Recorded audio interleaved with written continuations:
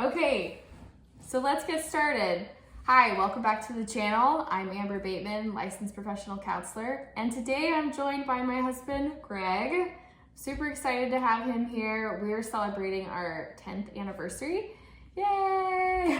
And so we wanted to do a little video for you guys about some of the things that we've learned.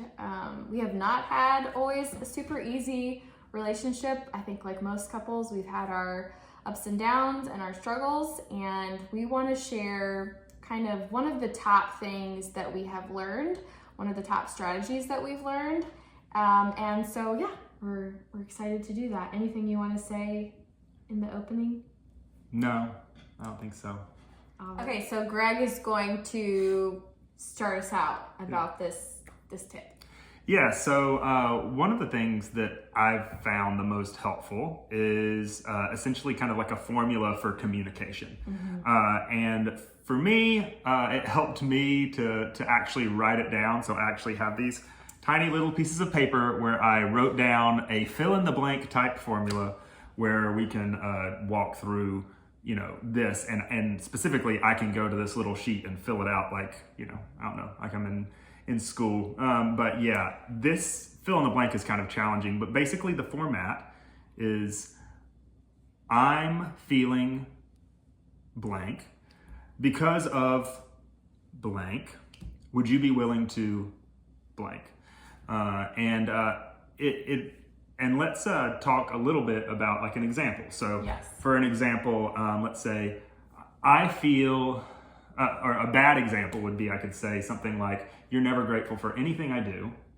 And you don't appreciate any of the work that I do for this family. You know, that's a loaded statement. That's not following the fill in the blank at all. It's lazy, and it's it doesn't really open any communication. But very tempting, and that is the natural kind of conversation that I think couples want to have. It's the natural conversation that we want to have in a scenario, and maybe we'll give some more examples later on, but in a scenario where one of us wants to share something, has a problem with the other person, the natural instinct is to do what Greg said and start with kind of accusatory you statements as opposed to this format. Yes. So like an example of, let's take that same example, and now I could say, I don't feel, or I'm feeling unappreciated for the amount of work that I'm doing.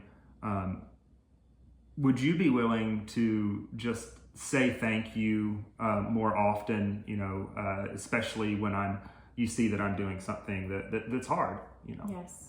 So, you know, that's one example. Yeah, and what it does for me as the person who's listening, as the spouse who's listening, Greg is being vulnerable by sharing his feeling and then giving me something practical to do. Like, it's not just accusatory, you're so ungrateful. He's giving me a really specific framework for what he needs and what he's asking. And when you do that for your spouse, it allows them to not feel like they need to defend themselves because you're owning your own emotion. And again, it gives me a clear path to move forward. So it feels a lot different on the receiving end. Yeah, and there's a lot packed into this statement that, you know, that you're learning. One is you're learning the boundary piece of it's my feeling. It's not on you. That's my feeling. I need to own it. Two, you've got, you know, a sense of healthy vulnerability that's being practiced. Three, it's a sense of respect. I'm asking you to do something, not just saying you need to get in line. And it's also self-control. I'm not just saying what comes off the tip of my lips. So these are a lot of hard things that all go into this statement. Yeah, you've thought about it ahead of time. Can you talk a little bit, Greg, about how the formula has helped you with that aspect? Like slowing down and not responding impulsively out of the moment, but being able to think, okay, what am I actually feeling? What do I actually want to communicate to my spouse? Sure. Yeah. So I've started, you know, this has been a long process, you know, it's that I've been trying to do it, but essentially I've started recognizing kind of cues in my mind to let me know, hey, I need to go to the formula. And typically the cue trigger words are never, always, those kind of words. Anything that starts with you, so it's, it's you never do this, you always do this, and why doesn't she ever do this? So all these kind of like, this whole person as a whole is flawed. That's a very aggressive way, and your mind can naturally go to that. And it's okay, if your mind goes there, but part of training your brain to go in a different path is, you said, I would recognize that and say, ooh, those are not what I want, and it's not gonna help anything. I need to identify why I'm feeling this. So I'm gonna go to my little formula, and I'm going to unpack that exactly. And I'm gonna say, I'm feeling this. That's part of what I'm feeling. And the reason why isn't because she always, it's because of this specific thing that, she's probably involved in, but it's a situation. And then I can see, you know what? And then the would you be willing to reminds me and says, I'm married to this person, and she's willing to do things to help me. I need to take advantage of that. Like, I need to ask for that. I need to, and specifically say, what can you do? Yeah, but that whole idea, the whole baseline that this formula rests on is the idea of healthy vulnerability, which I've talked about quite a bit on this channel so far, because it's so important. It's this understanding that I can be honest about my emotions in the present moment, with reasonably safe people, despite the risk of being perceived negatively. That's kind of how I describe and provide a definition for healthy vulnerability. So that is the basis, what Greg was just saying about he trusts that his spouse is for him, and I know that that's really difficult if you don't feel like that is true. And for many couples who are struggling, they don't feel like that's true. They don't feel like I'm not convinced that my spouse is for me. And so that is why this is helpful, though, because we're building that trust through healthy vulnerability. We have to show each other that I'm on your side. I'm actually for you. I love you. I would not have married you if I didn't, but I'm being triggered, if you will. I'm being upset for my own emotion, and that's causing me to be defensive or accusatory. And so if we can get back to the goal of a conversation in marriage is not who's right, like who's going to come out on top. And Greg is going to talk a little bit more about that in a second. But the goal is, how can we take care of each other? If you get nothing else from this video, I think that's one of the cruxes for me. Maybe Greg has another idea, but one of the most important things that I guess for me we're trying to get across is that taking care of each other's needs is the most important question to ask. How can I take care of you and your needs, and how can you take care of me? And we have to know what those needs are. He has to know what his needs are and be able to express them. And I have to know what my needs are and be able to express them, because I can't read his mind, he can't read mine. And so I think there's a lot we could say about this, but did you want to talk a little bit more about, what did I just mention a minute ago? Oh yeah, the wrong versus right thing. Yes. So, and I just want to kind of speak to, there's different, it's not necessarily about who's right and who's wrong and who needs to change. And, there's a lot of stuff out there that talks about that. But for me, I can sometimes not really try to be fighting for me being right. A more common thing for me is for me to be like, I'm wrong, why should I even want this? I'm just too demanding, or I have too many expectations, or I'm putting too much pressure. All of that, is, you're not blaming someone else, you're blaming yourself. But it does not promote a healthy connection, because I'm not doing the actual hard work of saying, this is what I need, can you help me? This would be helpful for me. And you really have to open that door in order for there to be an intimacy there. You have to say, this is where I'm hurting. Can you please help with this? If you just simply are accusing, or if you just take it all on yourself and accuse yourself, you may be doing some kind of self-improvement maybe, but really you're not helping the marriage. You're not helping the marriage relationship of that open communication back and forth. Yes. And I just want to acknowledge this is really hard to do. Like we're not saying it like it's super easy. It's not. It might be easy to talk about or easy to see in other couples, but when it's you and your own vulnerabilities, your own fears or insecurities, like to trust your spouse to be vulnerable. I mean, for you, Greg, as a man in particular, like what has that experience been like for you to say, I'm feeling insecure or incapable? It's been hard. And when I say like doing this, like it's not like a thing like, oh, I have a never statement, let me go over and scribble it out, okay, I finished it. I mean, the other day when I felt those statements coming on, I kind of just tabled it for a second and I said, I'm going to be thinking about this for the day. And it took me the better part of that day following to really iron out those feelings. So like, especially the identifying a feeling, it's hard. And it's not, it's not just to like men are bad at it, women are good at it.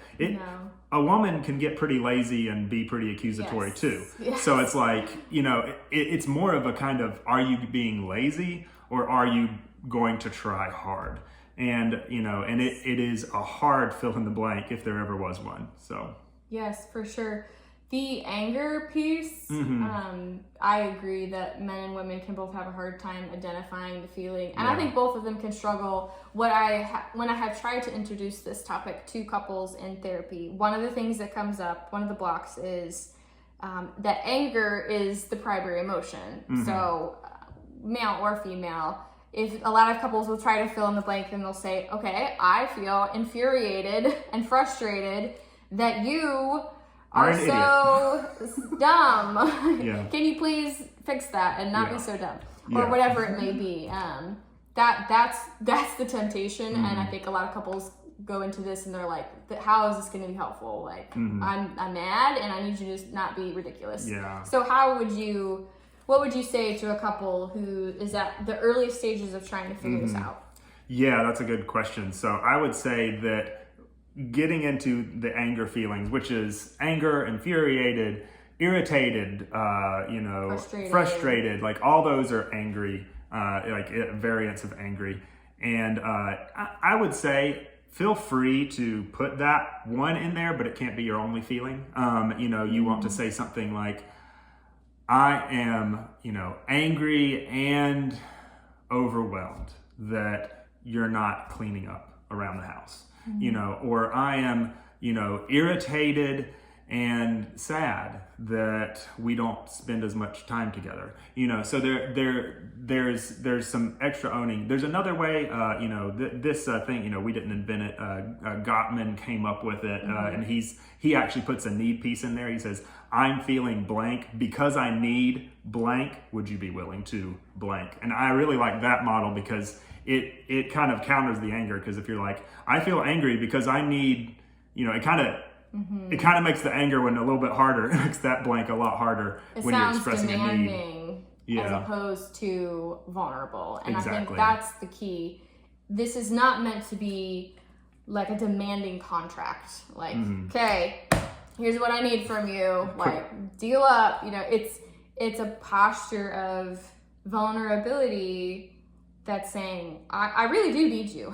Like, I'm not just saying I need you in the demanding sense, but like, I really do need you. And then the would you be willing helps soften it a lot because, like you said, it's respectful and it acknowledges you don't have to. You could say, no, I think your needs are ridiculous and I don't want to do it. And that's why it's vulnerable, is because the partner, the spouse could say no. If you knew that they were going to say yes, it wouldn't be vulnerable and you probably wouldn't even need to be asking because they would already be doing it for you. I don't know if that makes sense, but there's part of it being vulnerable is that it has to come from a place of the possibility of being received poorly. But in my experience, as you practice being vulnerable with each other and you build connection and intimacy and trust, you're going to be surprised that the other person does care. I've had a lot of people who have really practiced it, and I know we have. I'm shocked. Every time you use this, Greg, it puts me in immediately my defenses start to go down. because you're not in a fighting stance. Mm-hmm. You're in a leadership stance, you're in a vulnerable stance, and that makes me, as the spouse, want to respond with the same kind of integrity. Yeah, that makes sense. Yeah. And I think one thing that I would just add is, from a male perspective, you know, when a woman uses this tool, you know, a lot of men, when they're being accused, of course, like, are going to get defensive. I think we all get defensive. Mm-hmm. But there is something that, you know, a man does want to rise to a specific practical need. And, you know, a lot of times there's some abstract practical needs of like being close and what do you need, and men will try to fix it because they want to fix it. Yeah. Whereas if you as a woman say, this is something I need. Yes. Would you be willing to do this thing that I am confident that you can do? Yes. For me, you know, so that really does inspire something in a lot of men, that they kind of are like, I can do this. I can be the husband that my wife needs at this time. I can be that person, that solid person that she needs. So. Yes, because in a lot of marriages, I think that the husband feels at a loss as to what the wife is wanting, what she's needing. And frankly, most wives on our side, we don't know. And so we have to do the work of, what am I really feeling? What is the real problem here? And what do I need to ask? So I think another example might be helpful here. I'm thinking about things around the house. For me, I struggle with a lot of anxiety and stress. And so when Greg, we'll use his example, like maybe leaves something out of place, like he puts a book or a DVD somewhere where it doesn't go. On the washing machine. This happened recently.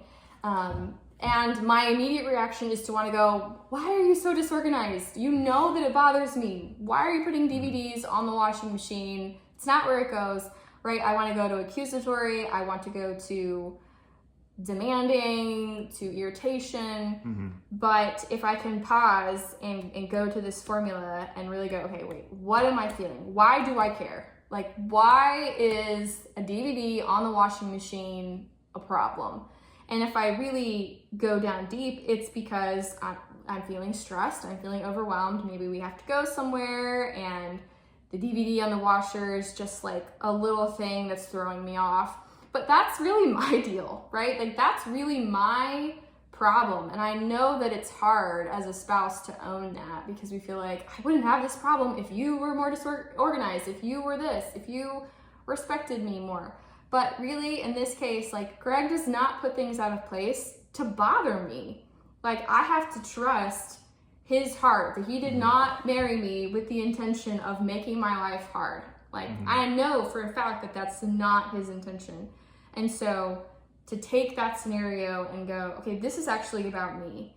I'm feeling stressed and overwhelmed, and what do I need? So I might say, I'm feeling stressed and overwhelmed because I feel rushed, like we need to rush out of here, and I'm not sure that I can get everything done in time. Would you be willing to help me pick up some of the things around the house? Or would you be willing to help get the shoes on the kids so that we can feel more ready to go out? And it's just a whole different place, but that takes so much work and practice, but it's such good work.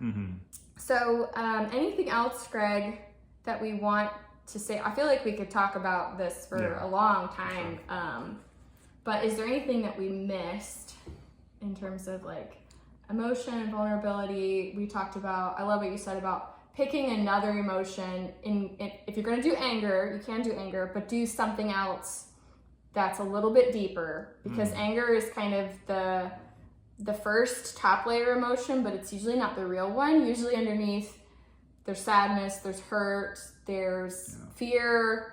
There's usually something underneath that. I would say that anger can't really even exist without an underlying emotion. You know, there's a reason why you're angry, you're sad, you're feeling incompetent, you're scared. Any of those can, it's like you can be just raw scared, but normally the anger, it always has something under it. Yeah.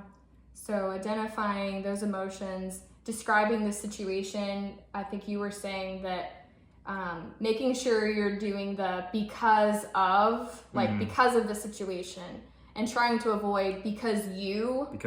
Yeah, that's a way to sabotage the formula. Yes. So instead of saying because you are so whatever, try to say something that's more about the situation. Because I'm feeling overwhelmed because we need to leave in a few minutes and I feel like things aren't ready, right? It's not false, it is true. And it's actually even more true because it's the bigger situation. And then the would you be willing to, or I need you to, those kinds of words and that kind of language. Most decent spouses, unless they're just extremely, extremely hurt and defensive, are gonna respond well to that. If you're sincere about it, if you're sincerely saying, would you be willing to? And again, a very specific, doable thing, not would you be willing to change? Like that's not helpful. Change who you are. Change who you are, or stop being so irritating or anything like that.